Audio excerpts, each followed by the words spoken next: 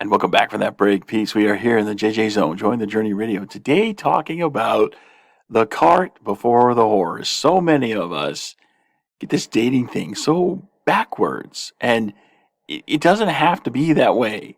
If we could just understand what it is we're trying to do, then we can put things in their proper place, in the proper order, and you see that things will work out a whole lot better. But so many of us are struggling with this dating thing because we don't understand the fundamentals of what we're trying to do. Anyone who says that dating is hard is openly admitting that they don't understand the fundamentals of what they're trying to do. When you understand the fundamental, and this is why I go back to that example I gave in the monologue about walking. I asked you to walk from one end of the room to the other. I think most of you would be able to. I mean, granted, there's some of us that have problems walking because, you're in a wheelchair, you're paraplegic, or, whatever. But for most of us, that don't have any of those challenges, we're not going to have a problem walking from one end of the room to the other. And if I were to ask you to do this, you could do it and you would execute flawlessly, right? I mean, it's like you wouldn't be struggling. There's no strain. There's no wondering, gee, if I do this, then what's going to happen? No, I mean, there's none of that.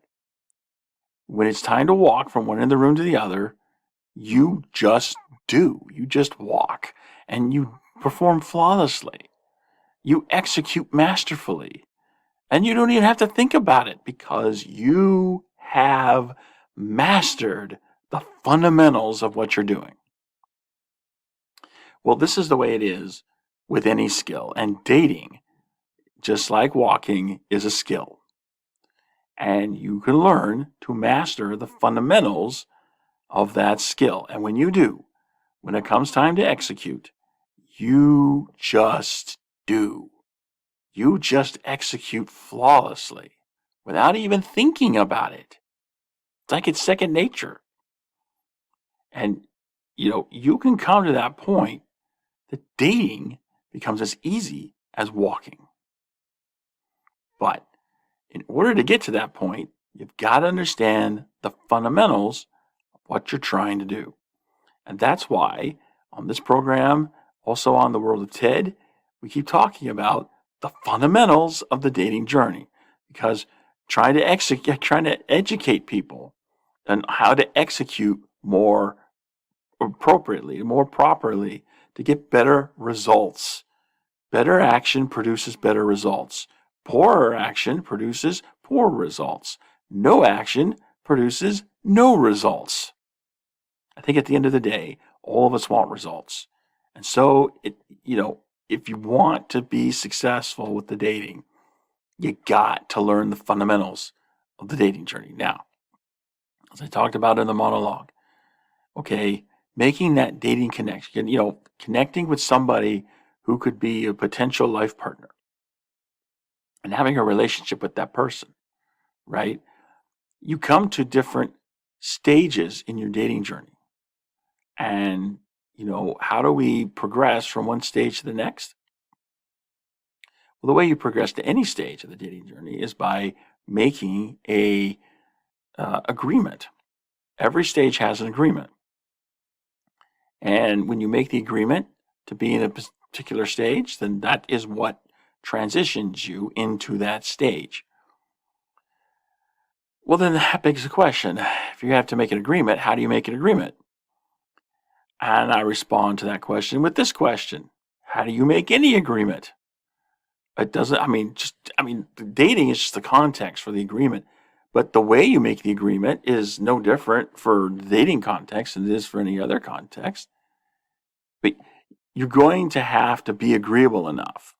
Because if you're not agreeable enough, the other person isn't going to agree to make that agreement with you. I know this all sounds, pretty simplistic, and it, on the superficial level, it seems like all this stuff should be obvious. And yet, these are fundamental principles that, by their actions, LDS singles continue to ignore time and time and time and time again. We don't practice the fundamentals, and because we don't practice the fundamentals, the results we get are all confused. they're all lopsided. And we end up feeling hurt, lost, forgotten, confused, disappointed, disillusioned. I mean, the whole litany list of negative emotions that the vast majority of LDS singles feel, completely unnecessary. And the reason why they're completely unnecessary is because they can understand the fundamentals. And when you understand the fundamentals and you learn to master them, then all of this stuff becomes easy, right? So going back to the fundamentals, you have to make an agreement. And the way you make an agreement is by being agreeable enough. Then it would make sense that the thing you want to focus on first is being agreeable enough. And indeed, that is the first thing you want to focus on. Is so many of us want to put the cart before the horse. There's two parts to making that dating connection. Being agreeable enough is just the first part, right? The second part is crossing paths with that someone who, you think is agreeable enough and who also thinks you're agreeable enough. So, but, so many of us want to skip that first step. We don't want to work on changing ourselves. And as I explained in the monologue, we have this natural biological hardwiring that resists change, that resists wanting to make any changes in ourselves, in our environment, in our lives. And it's that, natural man and natural woman that, encourages us to think that, we're good enough as we are now, that we don't need to change, we don't need to be better, that we should be loved for who we are. And, that's a very enticing message. But when you work off of that assumption, you end up skipping the first step and you focus entirely on the second. But the second part doesn't work when you put it in first place, right? It doesn't work that way. Like I explained in the monologue, if you put the cart before the horse, you're not going to get very far. The horse as an animal is made to pull. It doesn't push very well. So it's not going to do much from behind. The horse is really going to, display its full power when you put it ahead of the cart, have it pulling the cart along. Because this is what the animal is designed to do. And in likewise manner, crossing paths with somebody who is agreeable enough to you and who thinks you're agreeable enough, that's only going to work if you are agreeable enough. Because if you're not agreeable enough, ain't nothing happening, Jack.